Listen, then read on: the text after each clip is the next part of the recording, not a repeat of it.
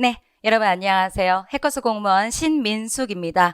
여러분 시험 잘 보셨나요? 이번 시험이 다른 때에 비해 가지고 조금 어려웠습니다. 네, 작년에 비해서 특히 비문학의 출제 비중이 굉장히 높았기 때문에 비문학에 대한 대비가 잘 돼 있지 않으신 분들 같은 경우에는 굉장히 많이 힘겨움을 좀 느꼈을 거라고 생각합니다. 또 하나는 네 문제 정도가 좀 많이 난이도가 좀 높았거든요. 난이도가 높다기보다는 좀 헷갈리는 문제의 유형들이 좀 있었습니다. 그래서 여러분들이 좀 힘들어하지 않았을까 이렇게 생각을 합니다. 그래도 여러분들이 원하시는 그런 합격 점수 꼭 나오시기를 진짜 진심으로 기원합니다. 네, 지금부터 저희요 출제 문항 유형들 살짝 봐드리고 그 다음에 해설 강의 시작하도록 하겠습니다. 보시면 보이시죠? 아까 말씀드린 대로 비문학이요 단연코 많이 나왔어요. 저희가 20문제가 출제되는데 그중에서 9문제가 나왔다는 거는 굉장한 비중을 차지하고 있습니다. 여기 보시면 독해, 화법, 설명 방식, 내용 전개. 내용 전개하고 설명 방식은 거의 비슷한 겁니다. 이런 거 토익, 그다음에 비문학의 속담까지 제가 여기다 갖다 집어넣었거든요. 그러다 보니 골고루 나올 수 있는 비문학의 모든 나올 수 있는 거의 대다수의 어떤 그 유형들이 출제되고 있지 않았나 이렇게 생각을 합니다. 한자와 어휘는 비슷합니다. 어휘라고 하는 거 거기 보시면 우리 좀 이따 볼 거 뜻으로 알맞은 것은 이런 거 하나와 그다음에 한자, 그다음에 한자 이음절 한자요. 그다음에 문학하고 한자성어 같이 이렇게 풀 수 있는 문제로 지금 하나가 나오고 있습니다. 항상 어휘 하나, 한자 하나. 그렇죠? 이음절 한자 하나, 그다음에 한자성어 하나 이렇게 지금 출제되는 경우가 많죠. 세 문제. 이건 좀 비슷한 영역이었어요. 그다음에 어법이 이 비문학으로 모든 걸 다 뺏겼어요. 그래서 어법이라는 게 올바른 문장, 그다음에 규칙 활용, 불규칙 활용을 말하고 있는 겁니다. 그거 하나, 한글 맞춤법 하나 이렇게 나와 있어요. 우리가 그동안 그렇게 많이 배웠던 품사라든가 아니면 문장 성분, 그죠? 그다음에 높임법 이런 것들이 다 요번에는 출제되지 않았어요. 그렇죠? 그래서 아마 어법에 좀 힘을 가했던 우리 분들 같은 경우에서는 좀 힘들지 않았을까 이런 생각이 좀 많이 들고 있습니다. 그렇지만 어법은 줄어든 건 사실입니다. 그렇죠? 줄어든 건 사실이지만 그렇지만 언제 어디서 어떻게 출제될지는 모르는 부분이기 때문에 지금 어법에 대한 것들을 아예 안 해야지 이런 생각은 하시면 안 됩니다. 어쨌든 어법이 많이 이번에는 출제 많이 안 된 거는 사실입니다. 문학입니다. 고전시가 동동 그리고 평시조요. 시조 그렇게 많이 강조했었죠? 시조 문제 해서 2문제 나왔고요. 현대시 하나, 고전소설 하나, 수필까지도 나오고 있었습니다. 다양하게 지금 나왔어요. 그럼 여기 보시면 14문제. 문학과 비문학이 14문제가 나왔고 요번 문제가 비문학 같은 경우에도 좀 약간 뭐라 그러죠? 좀 생각해야 되는 거, 좀 추론해야 되는 거 이런 문제들이 좀 많이 나와서 수능형하고 약간 수능형의 비문학을 좀 따라가지 않나라는 그런 생각이 드는 문제 유형들이었습니다. 여러분들이 앞으로 지방직도 이제 공부를 하셔야 되니까 비문학에 대한 독해 문제풀이 지방직에서도 많이 나올 것으로 예상됩니다. 그렇지만 어법이 이렇게 막 무조건 줄어든다 이렇게 생각하시면 안 돼요. 그거는 여러분들 꼭 모든 영역들이 어떻게 나올지 몰라요. 이번엔 이렇지만 그렇지만 나중에 확 뒤집어질 수도 있는 것들이기 때문에 저는 문제 유형이 정해져 있지 않잖아요. 그거에 대한 생각을 꼭 해주시기를 바랍니다. 다양하게 모든 영역에 대한 골고루 공부하셔야 된다는 거 다시 한번 강조하겠습니다. 네, 이제부터 저희 문제풀이 시작하도록 하겠습니다. 네, 1번입니다. 맞춤법에 맞는 것으로 묶인 것은 이렇게 나와 있어요. 이거는 정말 맞춤법 우리가 공부하셔야 되는 것이고 여기 맨 앞에 있는 것들은 맨 앞에 거 우리가 뭐예요? 사이시오 쓰냐 마냐 이런 문제였을 거고요. 두 번째는요. 량, 양, 란, 난 두음 법칙하고 관련된 거 이런 것들이었죠. 그다음에 세 번째 같은 경우에서는 쌍디귿이라든가 쌍시옷 어떻게 쓸래? 이런 것들. 그렇죠? 된소리 표기 어떻게 할래? 이런 거였고 얘는 사이소리에 사이소리의 예외적인 거 이런 것들에 대해서 물은 거예요. 한글 맞춤법하고 관련된 것이었습니다. 답은 2번 되는 거고요. 꼭지점이죠. 꼭지라는 게 우리말이기 때문에 여기는 사이시옷이 들어가야 돼요. 명사 명사고 꼭지가 우리말이기 때문에 시옷자가 들어갔어야 되는 것이었습니다. 그다음에 여기는요. 딱딱 이거 예전에도 문제 한번 나왔었어요. 그죠? 딱딱딱딱거리는 짐승. 그래서 우리가 딱딱구리 이렇게 된다라고 말씀을 드렸었어요. 기억나십니까? 그렇죠? 그래서 여기 딱따가 되셔야지 딱다 아닙니다. 옛날에 기출 나왔던 문제 다시 한번 또 출제되었네요. 4번 가겠습니다. 화병이죠? 그쵸? 우리 얘네들 착간, 새빵, 곡간 얘네들은요 뭘로 외웠어요? 네, 차 타고 세수회를 외웠어요. 맞죠? 여러분 이거 오늘 기억나셨어야죠. 차 타고 세수회 이걸로 여러분들이 외우셨을 거예요. 어떻게? 새빵, 그 다음에 퇴간, 그 다음에 곡간, 그 다음에 여기 어디 갔어? 새빵, 그 다음에 차 타고 세수회. 새빵이죠 이게. 차죠 여기가. 죄송해요. 차, 그래서 착간, 퇴간, 곡간, 새빵, 숫자, 그 다음에 횟수. 그래서 차 타고 세수회 이렇게 외웠죠. 그래서 얘는 한자어 플러스 한자어인데도 불구하고 한자 플러스 한자어인데도 불구하고 시옷자 들어온다. 이렇게 얘기를 했었던 것이죠. 이거 기억하시고 계셔야죠.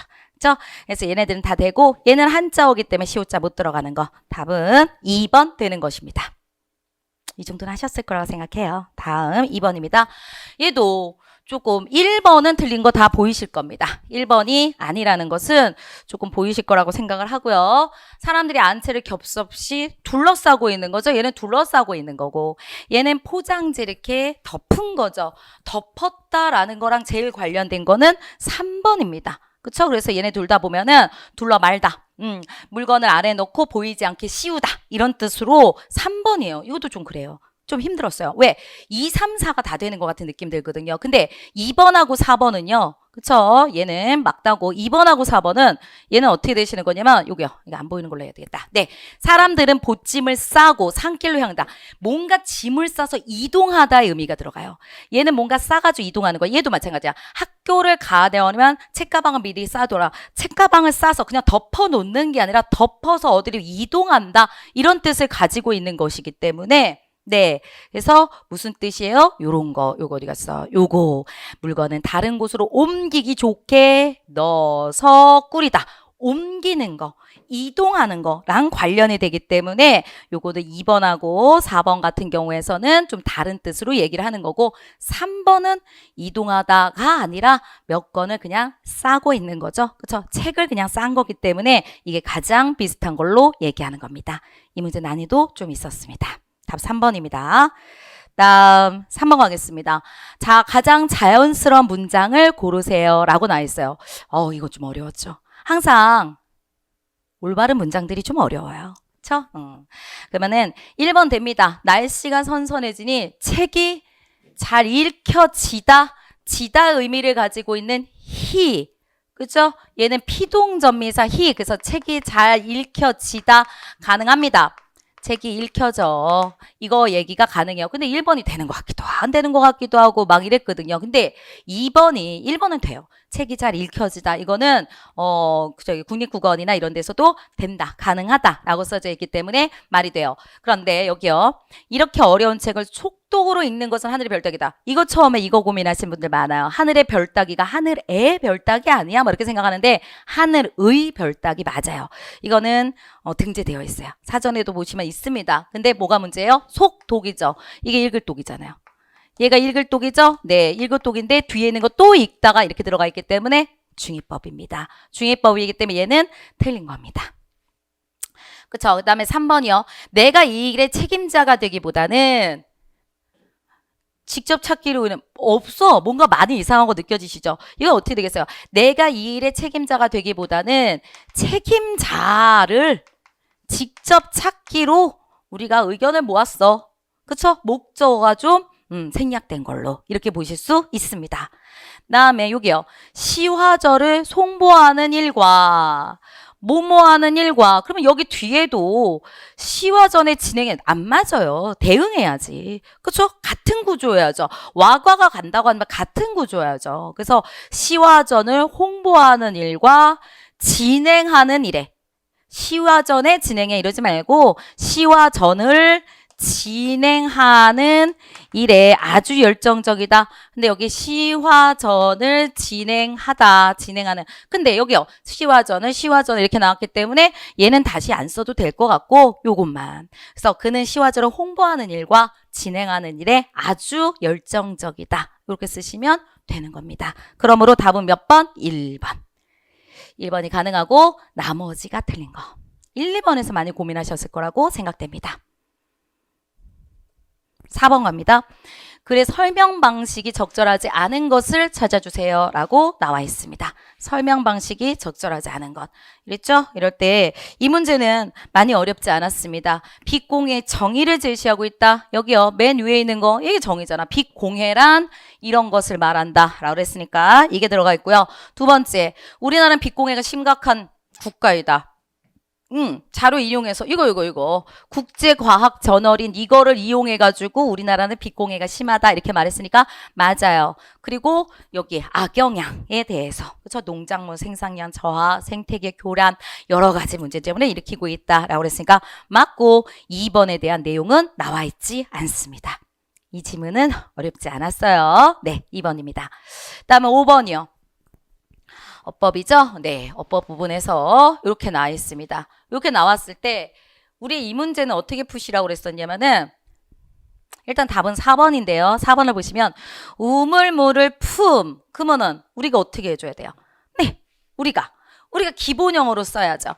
내가 이걸 기본형을 만들고 그 다음에 두 번째 어떻게 해요? 거기다가 네, 아나어를 집어넣자. 모음으로 시작하는 어미를 집어넣었을 때 불규칙 활용이 나오니까 모음으로 시작하는 어미를 집어넣었을 때 불규칙 활용이 나오는데 그 모음으로 시작하는 어미 중에서 대표가 아나어니까 얘를 집어넣어서 내가 해보자. 있는 거 쓰여 있는 걸로 보면 안 된다.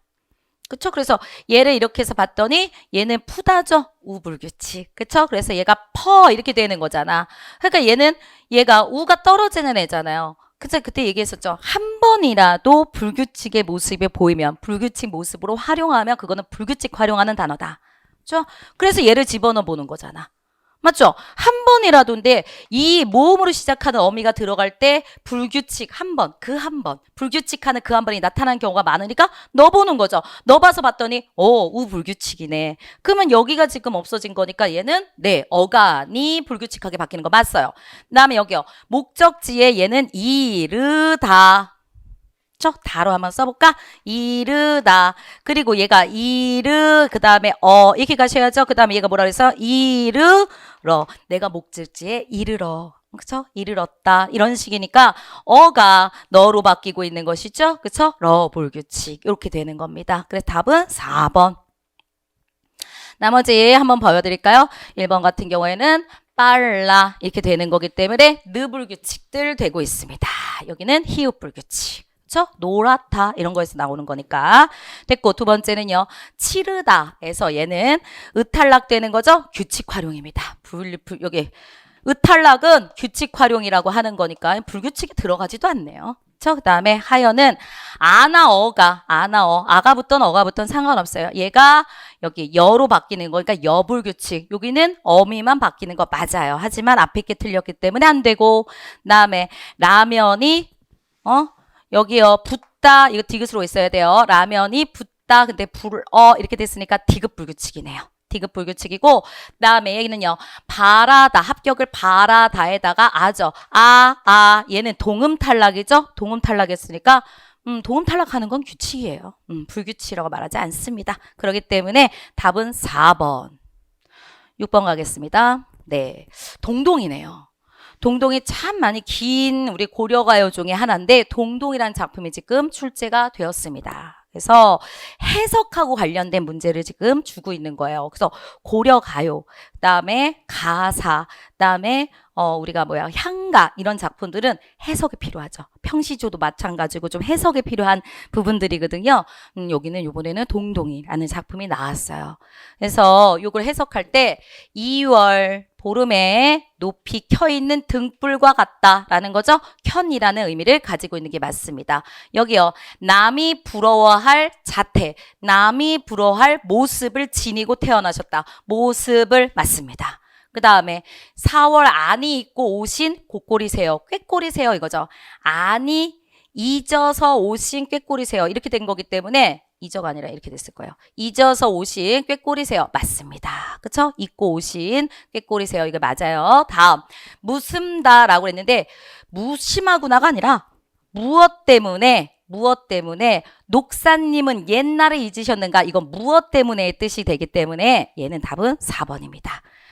여기 오타예요. 지읒으로 나와야 됩니다. 네. 해석 문제였어요. 그래서 고전 시가의 해석 문제도 출제가 되었구나. 해석에 대한 것도 문학에서 공부를 해야 되는 거구나. 이렇게 우리가 보시면 됩니다. 7번 갑니다. 네. 7번 가겠습니다. 한자요.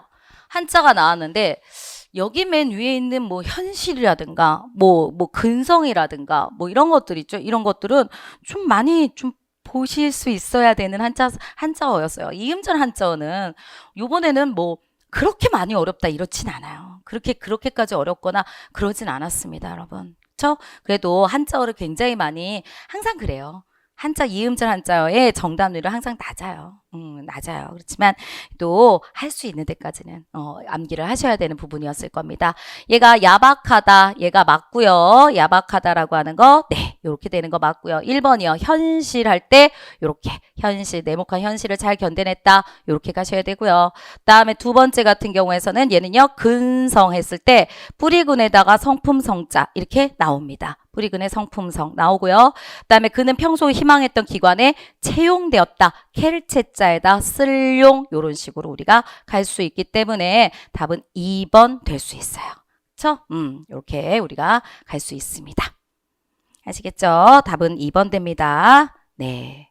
8번입니다.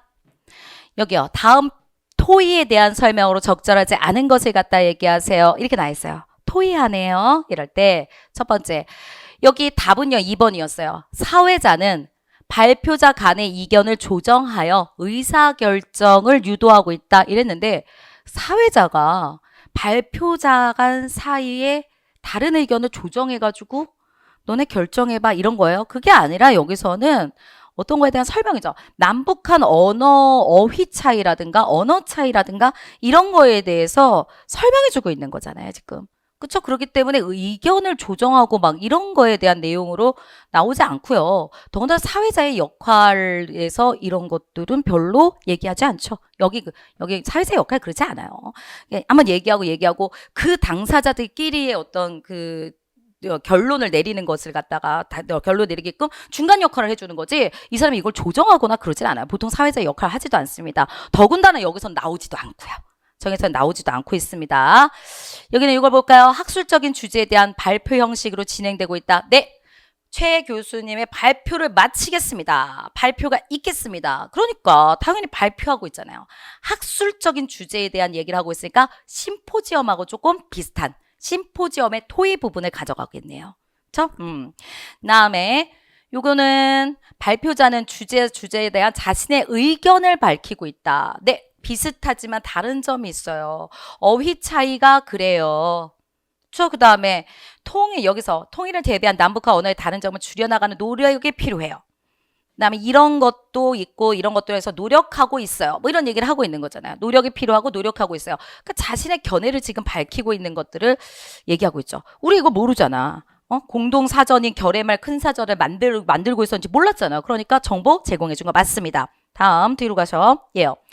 청중 A는 내용을 확인하고 네 말씀하셨어요. 내용 확인했습니다. 질문이요. 그렇다면 어떤 정책이 있을까 물었으니까 맞습니다. 답은 2번 되는 겁니다. 할 수 있죠? 독해가 이거는 좀 많이 어려운 건 아니었어요. 9번 가겠습니다. 네.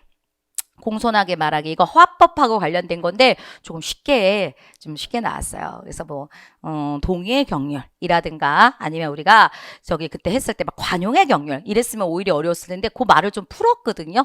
그 말을 풀어서 나오다 보니 오히려 좀 쉽게 출제되지 않았나 이렇게 생각을 합니다. 1번이요. 겸손하게 말한다. 네. 아닙니다. 부족하게 말해요. 겸손한 거죠. 두 번째, 부담을 갖지 않도록 상대방의 처리. 미안해요. 그랬더니 아니에요. 쇼핑하다 보니까 시간 가는 줄 몰랐어요. 상대방이 미안하지 않게끔, 상대방이 부담 갖지 않게끔 말하는 거 맞아요. 그다음에 혹시 내가 말한 거 이해하니? 네 목소리가 작아서 내용이 잘 안 들렸는데 너 탓이잖아. 그쵸? 자신의 탓이 아니라 내가 귀가 좀 잘 안 들려서 그러는데 다시 한번 이게 아니라 너 때문이잖아 이렇게 말한 거기 때문에 되는 3번이 틀린 거죠. 그다음에 좋은 생각이네. 하지만 이게 어때? 일단 동의하고 그 다음에 자기 의견을 말한다 라는 동의의 경륜에 맞는 겁니다. 그래서 답은 3번. 네, 이렇게 가셔야 돼요. 10번 갈게요. 10번입니다. 하버마스는 이렇게 나와 있어요. 그래서 하버마스는 17세기, 18세기 유럽 도시의 살롱에서 당시의 공공 영역을 찾았다. 비록 소수 사람들만이 살롱 토론 문화에 참여했지만 소수 사람들이 참여는 했대요. 그렇지만 그래도 공공 토론을 통해 정치적 문제에 대해서 얘기할 수 있었대요. 그러니까 특정 계층에 대한 비판적인 토론은 허용되지 않았다. 소수 사람들이니까 특정 사회 계층이라고 그래도 연결할 수 있어요. 몇몇 사람들이지만 특정 사회 계층인가? 글쎄 연결되긴 조금 그럴지도 모르겠으나 그래도 비판적인 토론이 허용되지 않았어요. 몇몇 사람들한테는 지금 허용될 수 있었잖아요. 지금 참여했다고 그랬었잖아요. 그러니까 얘는 아니야. 이건가? 특정 사회 계층이라고 말할 수 있나? 그래도 몇몇 소수 사람들이니까 연결을 할 수가 있겠죠. 그렇죠? 그래서 그렇지만 이건 허용되지 않았다. 이게 완전 틀린 거니까. 만약에 얘랑 연결을 못 한다고 한다면 이것도 뭐 내용이 안 나온 거니까 뭐. 그렇죠? 어차피 틀린 거잖아요. 그렇죠? 됐고요. 그다음에 인터넷의 발달과 보급은 상업적인 광고뿐만 아니라 공공 광고도 증가시켰다. 상업적 이해관은 공공의 이해에 우선하게 되었다. 공공의 이해 관계보다 우선했다는 소리잖아요. 지금 얘가. 맞죠? 왜? 여기 보시면 여기도 있잖아. 현대사회에서 민주적 토론은 문화산업과 함께 퇴보했잖아요. 여기 민주적인 토론들은 퇴보했잖아. 문화산업에 의해서 퇴보했고 상업적인 이해라고 하는 것은 관계는 공공의 이해관계에 우선하게 되었다. 상업이 더 우선하게 된 거잖아. 상업이 더 우선하게 되었다. 그러니까 여기서는 공공 광고도 증가시켰다는 아니죠. 상업적인 광고가 맞죠. 에이 지금 우리 그렇잖아요. 그렇죠? 상업적인 광고 얼마나 많아요. 공공 광고가 공익 광고가 그렇게 많지 않아요. 자, 다음 글로벌 미디어가 발달하더라도 공공의 영역은 공허해지지 않는다. 여기 나왔어요. 대중매체와 대중오락의 보급은 공공영역의 공허해지는 원인으로 작용했다라고 나와 있기 때문에 틀린 거죠. 자, 수익성 위주의 미디어 플랫폼과 콘텐츠가 더 많아지면서 민주적 토론이 감소되었다. 콘텐츠 제작만을 선호하게 되었죠. 시민들의 논의와 소통의 장이 줄어들어 결과적으로 공공 영역이 축소되었다. 네, 공공 영역, 민주적인 토론, 그쵸? 그런 것들이 축소되었다. 맞습니다. 답은 4번 됩니다. 11번이요. 네, 내용 전개 순서였는데 전개 순서 문제가 그래도 좀 괜찮았어요. 너무 우리가 힘들게 그렇게 나오지는 않은 것 같아요. 그래서 기억에서 위험의 전개 순서로 가장 자연스러운 것을 해달라. 자연스러운 걸 보여주세요. 위에 나왔네요. 폭설, 즉 대란이라는 것은 대설이라는 것은 집중되어서 많이 내리는 것을 말한다. 이렇게 지금 얘기하고 있어요. 많이 내리는 것을 얘기한다. 맞죠?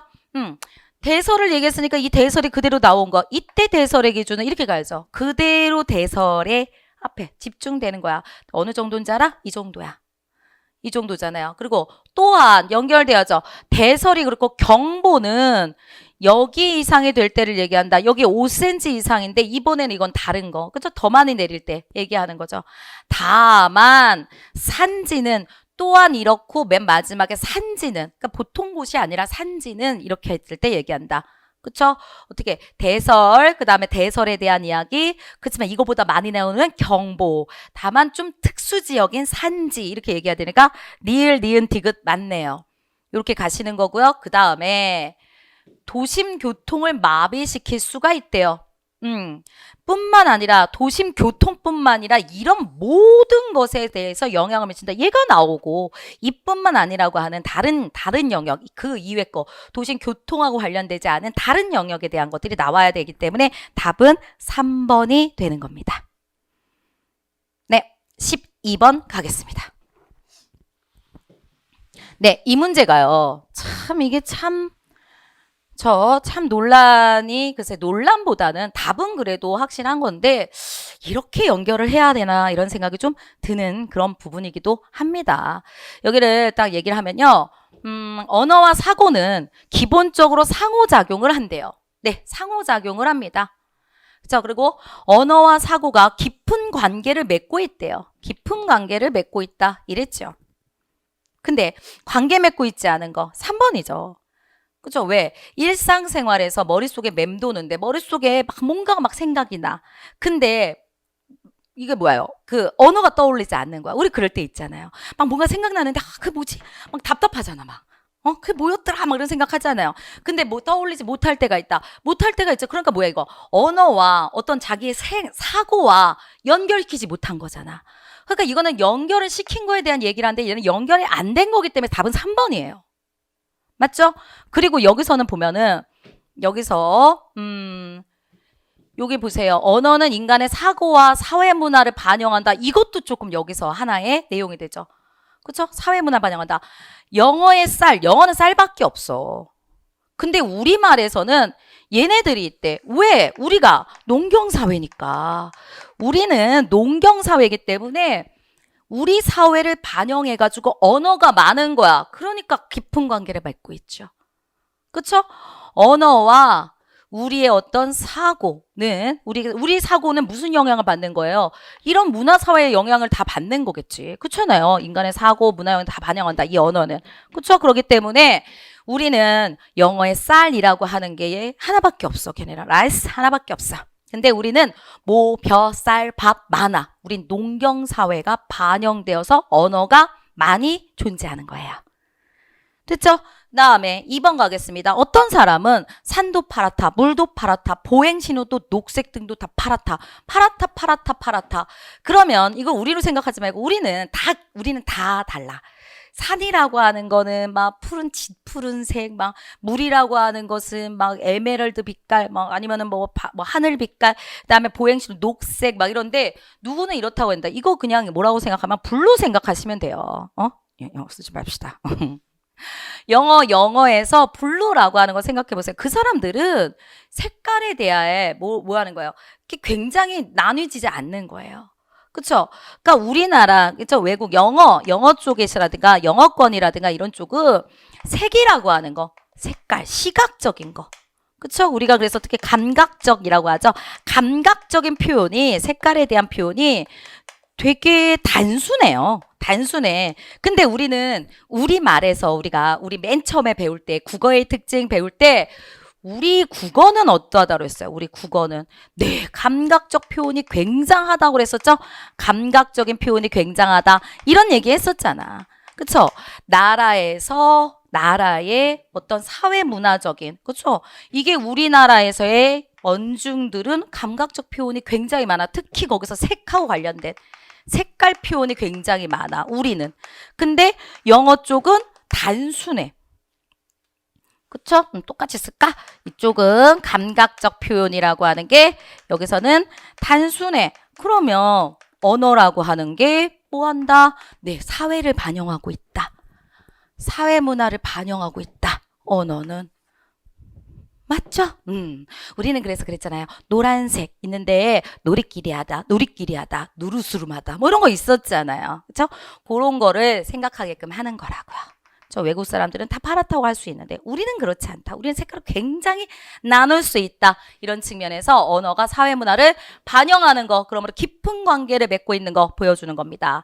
그다음에 우리나라의 수박은 박이에요. 박의 일종이야. 왜? 우리 주변에 있는 게 박이 많았으니까. 근데 어떤 나라에서는 멜론이래요. 왜? 그들은 박이 없고 멜론이라고 하는 거가 있는 거니까.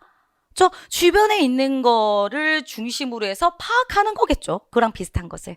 그러니까 사회 문화, 살아가는 사람들의 그런 어떤 생활 양식, 이런 것들이 다, 적용하게 돼, 반영하게 된다. 이런 거랑 관련된 겁니다. 그래서 답은 3번이에요. 3번은 아무것도 반영되지 않았잖아요. 떠올리지 않는 거니까 밀접한 관계를 보여주지 못하는 겁니다. 답 3번.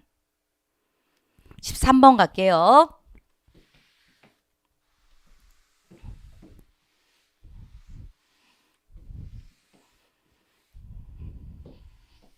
네, 13번 가겠습니다. 13번이요. 주된 서술 방식은 이랬습니다. 그랬더니 사람이 글을 끄는 것은 나무에 꽃이 피는 것과 같다. 나무를 심는 사람이 이렇게 힘써야 되고, 그 다음에 나무의 부리를 복도다 주듯이 진실한 마음으로 가꿔야 되고, 뭐 해야 되고, 뭐 해야 되고, 똑같아. 이거 비유한 거잖아요. 뭐 하는 것과 같다.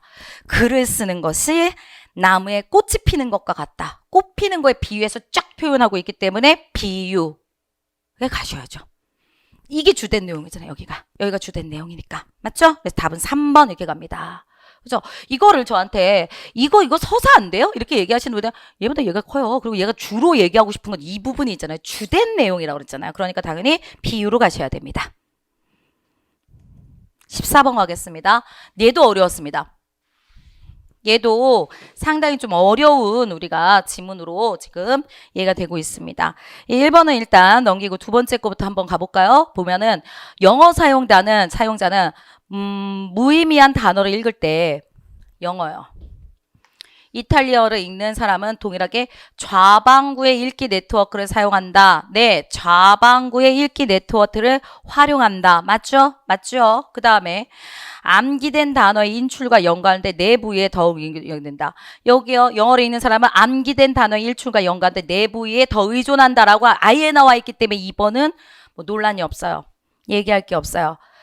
다음에 3번 갑니다. 이탈리아어는 소리와 글자의 대응이 규칙적이어서 여기서 음운 처리에 연관된 내 부분에 더 의존한다. 어디 갔어? 그 다음에 이탈리아를 읽는 사람은 여기 있다. 이탈리아를 읽는 사람은 규칙적인 음운 처리 규칙을 적용한다 라고 나왔죠.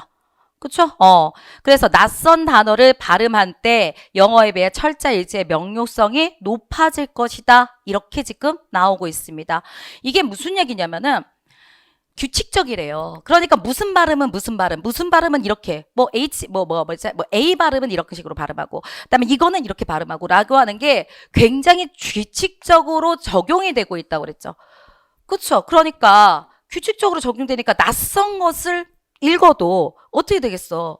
이렇게 그 발음의 원칙을 그대로 따라가면은 철자 읽기의 명료성이 높아지겠지. 그죠? 그대로 따라 읽기만 하면 되는 거니까. 그죠? 근데 영어를 읽는 사람은 암기에 든 수많은 예외들을 떠올리기 때문이다. 네, 얘는 묵음도 있고 막 이래. 그러니까 이게 모든 단어가 그 스펠링처럼 하지 않고 얘는 예외적으로 얘는 묵음으로 쓴다든가 얘는 이런 식으로 예외적인 애들이 많은 거예요. 그래서 예외를 떠올려. 이것도 혹시 이런 예외로 요거는 발음 안 해야 되는 건가? 이거는 해야 되는 건가? 막 이런 생각이 만약에 떠오른다고요. 그러면 어떻게 되겠어? 소리와 글자의 대응이 덜 규칙적이죠. 그렇죠. 이걸 꼭 이렇게 발음해야 되는 게 아니라는 거지. 예외가 워낙에 많으니까 여기는 규칙이 대다수니까 얘는 너무나도 확실하게 읽을 수가 있지만 여기 같은 경우에서는 규칙보다 예외가 많으니까 덜 규칙적이다. 맞는 얘기잖아요. 맞는 얘기죠. 다음에 그래서 1번 여기 맨 위를 통해서 우리가 볼 수 있습니다. 읽기 과정에 영향을 미친다. 언어마다 고유의 표기 체계가 있는데 읽기 과정에 영향을 미친다. 네, 고유의 표기 체계가 읽기에 영향을 미친다. 알파벳 언어는 표기 체계에 따라 절차 읽기의 명료성 수준이 달라진다. 표기 체계에 따라 라고 썼어요. 표기를 쓰는 거에 따라 명료성의 수준이 달라진다. 근데 대응되는데 여기까지는 맞아요. 표기와 표기의 여기가 그러니까 읽기와 읽는 것과 소리와 표기와 대응된다고 이런 거지. 얘는 도대체 어떻게 읽을 것인가? 그쵸? 얘네 같은 경우에서는 우리 영어에서 본다고 한다면 이런 거 같은 경우에서 얘는 이런 번 것도 있고 막 이러잖아. 맞나? 이런 것도 있고 그러잖아. 얘는 어떻게 읽을 것인가? 이게 대응된다고. 그런데 각 소리가 지닌 특성은 철자 읽기의 명료성을 판단하는 기준이다. 소리가 지닌 특성이 아니라 소리가 드는 특성이 아니라 이걸로 하는 게 아니라 표기 체계에 따라서 명료성을 판단하는 기준이 되죠. 명료성 수준이 달라진다고 그랬으니까 표기 체계에 따라 철자 읽기의 명료성을 판단하는 기준이다. 소리가 지닌 특성은 아니에요. 소리가 지닌 특성이 아니라 표기와 소리의 대응이 명료성을 판단하는 기준이 되겠죠. 그쵸? 소리와 그 소리가 그쵸? 표기가 있고 그 다음에 그거에 대한 소리 혹은 소리가 있고 그거에 대한 표기. 얘네들이 얼마나 대응하는지 얼마나 규칙적으로 대응하는지 그치? 그게 명료성을 판단하는 기준이 되겠죠. 소리가 드는 특성 그것만을 얘기하는 건 아닙니다. 맞죠? 그렇기 때문에 답은 1번입니다. 매우 어려웠습니다. 15번입니다. 가에서 라에 대한 이해로 적절하지 않은 것은 가입니다. 가는 고사의 인용을 통해 돌아가신 부모님에 대한 그리움을 표현하고 있다. 고사 인용 맞죠? 육정이라고 하는 친구가 있었는데 그 친구가 뭐를 유자를 품에다가 누가 줬는데 불구하고 품에다가 숨기고 있었죠. 숨기고 있다가 집에 돌아가면서 어른이 줬는데 그걸 숨겼다고요. 근데 그 집에 돌아가면서 그거를 딱 떨어뜨렸어요. 그래서 어른이 묻잖아. 너 그거 왜 숨겼니? 했더니 집에 있는 부모님이 생각나서 이거를 내가 혼자 먹을 수가 없었다. 뭐 이런 얘기. 그런 곳에서부터 출발하는 것이었습니다. 그래서 반중에 좋은 감이 곱게도 보인다. 유자가 아니라 하더라도 품어갈만 하지만 품어가서 반길 사람 없으니 그것을 서로 하노라. 돌아가신 부모님에 대한 그리움 얘기하고 있습니다. 품어가고 싶다고요. 유자가 아니더라도 감이라도. 근데 반길 사람이 없어서 서로한다. 부모님에 대한 그리움 말하고 있습니다.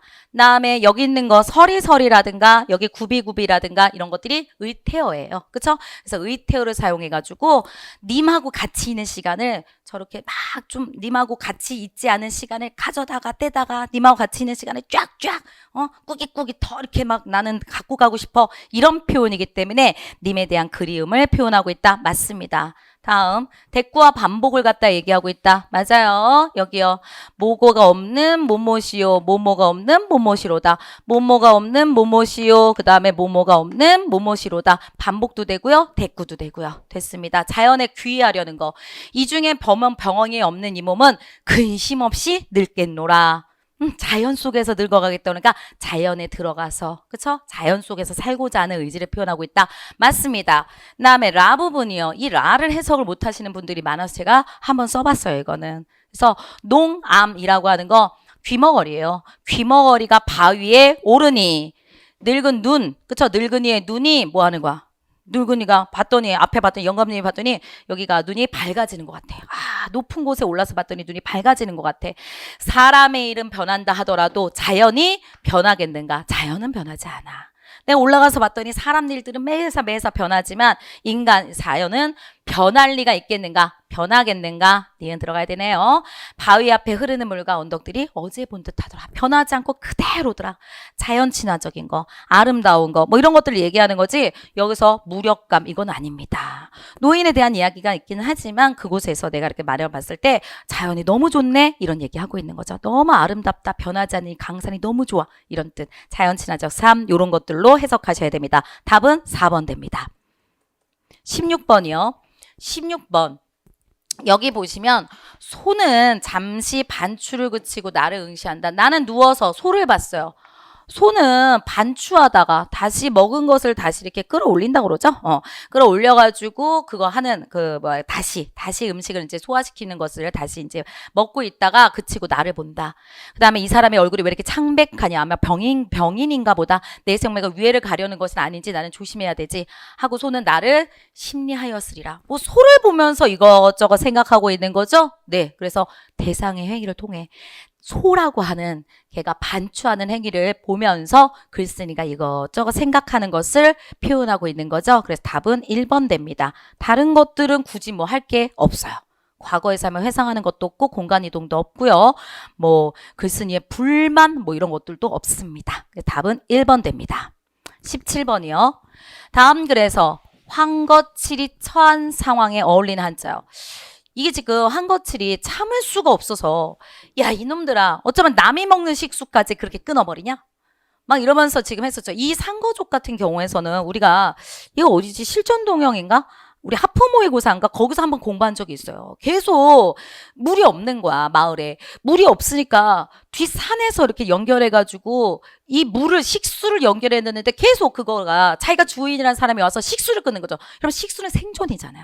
생존을 계속 끊어버린다는 건 이건 있을 수가 없는 거죠. 안 되는 거지. 그렇잖아요. 나랑 뭐 하는 거야. 그죠? 그런 얘기예요, 지금 여기. 그래서 막 화를 냈어요. 그렇지만 여기서는 뭐예요? 경찰이 끌려가잖아. 이렇게 한 거 하다가. 그렇죠? 그래서 황거치시는 모든지를 자기가 하나 맡아서 처리하려고 했어. 그렇지만 가족들도 오고 막 그랬죠. 그러다 보니까 어쩔 수 없이 타협하게 되는 거죠. 그리고 어쩔 수 없이 석방의 조건으로 간제 집행을 방해하지 않는다고 했었죠. 어쩔 수 없는 거예요. 어쩔 수 없는 거랑 관련된 거 답이 2번 속수무책 이렇게 되는 겁니다. 손을 묶은 것처럼 어찌할 도리가 없다. 속수무책 이렇게 되죠. 동병상련은 아니고요. 화한 상황은 그렇죠. 그다음에 자가당착 자기가 한 말이나 행동의 앞뒤가 서로 맞지 않는다. 그건 아니에요. 그렇죠. 그건 아니라 어떻게 할 수가 없이 그냥 타협할 수밖에 없었다 이런 내용들이니까 전전박치 이건 뭐 나중에 황건치 집에 가가지고 막 뭐 고민하거나 뭐 이럴 땐 그럴 수 있을지 모르지만 여기서는 아니죠. 어쩔 수 없는 상황 이렇게 보셔야 되겠습니다. 답은 2번 됩니다. 18번입니다. 다음 글의 특징으로 가장 적절한 것을 찾아주세요. 나왔어요. 맨 위에 문답법을 통해 과거의 삶을 문답법? 문답법을 통해 가지고 지금 적절한 것인데 과거의 삶에 대한 얘기가 나오지 않았죠. 살아가노라면 가슴이 아픈 일이 한두 개인가? 그랬더니 한두 개가 아니지. 그렇지. 뭐 이렇게 답하고 이런 것들은 없어요. 그렇죠? 그러니까 그 문답법도 없고요. 과거의 삶을 반추한다? 그것도 아니지. 살아가다 보면 힘든 일 많아. 근데 그냥 사는 거야. 이런 얘기지. 과거의 삶을 갖다 생각한다? 그것도 아니고요. 난 반어적 표현 이런 것도 없고요. 슬픔 이런 것도 없습니다. 그냥 한결같이 사는 거야. 가슴이 상해도 사는 거야. 이런 것들이지 슬픔의 정서만을 드러내고 있는 것은 아니고요. 반어적 표현도 없어요. 그다음에 목가적인 것을 보여주고 있다. 목가적이라는 것은 약간 자연 친화적인 거예요. 자연 친화적. 자연이 너무 좋아. 너무 아름다워. 뭐 이런 거예요. 그런 거 없어요. 그다음에 사물을 의인화한다. 사물을 의인화하는 것도 없어요. 그렇죠? 나무처럼 여기 흔들리지 않는 자기를 사는 나무처럼 흔들리지 않게 사는 나무처럼 이거를 갖다 의인화다 이렇게 말하시는 분들인데 그거는 나무와 같이 이건 비유죠. 의인화를 직접적으로 뭔가 얘기해가지고 자기가 하고자 하는 말을 한 건 없기 때문에 얘도 아니라고 합니다. 그다음에 4번 서리적 표현이죠. 맞아요. 살아가다면 가슴 아픈 일이 한두 개겠어?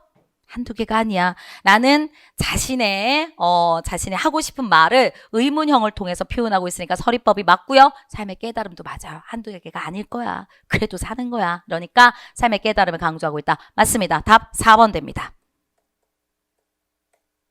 19번이요. 기억에 들어갈 말로 가장 적절한 것을 찾아주세요. 라고 했습니다. 이것도 뭐 로마는 하루아침에 만들어진 게 아니야 라는 것도 마찬가지로 과거 문화의 존귀함을 말하는 것이다. 과거 문화의 존귀함, 문화를 중시하고 있는 거죠. 그렇죠? 그다음에 무슨 말도 국보 문화재가 얼마나 힘 있는가를 밝히는 것이다. 그러니까 문화가 중요하다라는 얘기를 하고 싶은 거죠. 그 문화랑 관련된 거 4번밖에 없네. 그 무엇을 내놓는다 하더라도 섹스피어와는 바꾸지 않는다. 섹스피어의 그 문학과는 바꾸지 않는다. 그쵸? 그 문학이 바로 문화니까. 그 나라의 문화니까. 그쵸? 이건 문화를, 그쵸? 문학이고, 이 문학을 좀 더, 확장시켜서 생각하면 얘가 문화가 되는 거기 때문에 얘가 맞는 겁니다. 1번은 부지런하고 꾸준히 노력하는 사람은 계속 발전한다. 그쵸? 그런 거 아니야. 문화랑 관련돼야 된다니까. 지식은 배움을 통해서 얻을 수 있지만 지혜는 스스로 깨달아야 된다.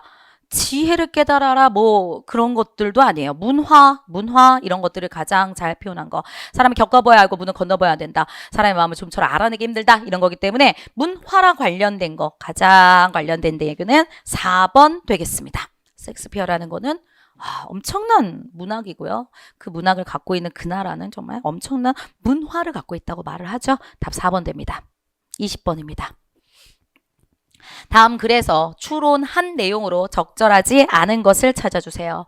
호랑나비는 나비와 동일한 종에 속하지만 나비에 비해 정보량이 적다. 여기서 하위 개념으로 분류할수록 그러면 나비 아래 호랑나비가 들어가죠? 그러면 호랑나비는 정보가 더 많다라고 그랬잖아요. 적다? 틀리죠. 답 1번이죠. 그렇죠? 그다음에 용은 현실 세계에 적용할 수 있는 지시물이 없더라도 분류 개념으로 인정된다. 뭐랑 비슷해? 유니콘하고 비슷하잖아. 유니콘하고 비슷하기 때문에 여기서 그렇죠? 분류 개념으로 인정된다라고 했었잖아요. 그렇죠? 현실에 적용이 하나도 없어. 유니콘은 비슷하니까 용도 추측할 수 있는 부분이 되는 겁니다. 그다음에 꽃이나 고양이 같은 개념은 논리적 관계를 따라야 하는 것이 아니기 때문에 논리적 관계라고 하는 것은 개념 분류가 논리적 관계도 반드시 성립해야 된다. 여기서 같은 경우 이런 것들은 뭐 논리라고 하는 게 뭐예요? 무겁다라고 하는 여기 아래에 있었잖아요. 비교 개념이 논리적 관계. 비교. 비교해서 얘가 무거워, 얘는 가벼워 라고 하는 그 대조적인 어떤 비교 대상, 그죠? 동일한 어떤 비교가 있어야 된다. 이런 것들이 논리적인 관계라고 하는데 얘는 꽃하고 고양이는 비교가 동일한 어떤 비교의 대상이 비교의 어떤 개념이 없어요. 그렇기 때문에 비교 개념에 포함되지 않는다. 맞아요. 맞습니다. 다음에 여기는 4번은 물리량을 측정할 수 있는 얘네들 같은 경우는 자연현상에 수를 적용할 수 있게끔 하였다. 네. 여기서 수많은 것은 수를 적용할 수 있게 하였다. 정량 개념이 정량 개념이니까. 그쵸? 뭔가를 재는 거랑 관련된 얘기는 거기 때문에 측정하는 거잖아요. 뭔가 측정하는 것은 정량 개념이기 때문에 수를 사용할 수 있게끔 하였다. 수를 적용할 수 있게끔 하였다. 이렇게 얘기할 수 있습니다. 답은 1번 됩니다. 네. 여기까지가 저희 이제 해설 마칩니다. 오늘 비문학에 대한 게 굉장히 많습니다. 오늘 공부하신 분들, 시험 보신 분들 많이 수고하셨고요. 이제 끝난 시험이죠. 나머지 또 저희 지방직이나 이런 거 준비하기 위해서 다시 한번 오늘은 좀 푹 쉬시고 다시 한번 마음 잘 정리하셔가지고 월요일부터는 지방직 꼭 준비하시기 바라겠습니다. 네, 여러분 여기까지 하겠습니다. 감사합니다, 여러분.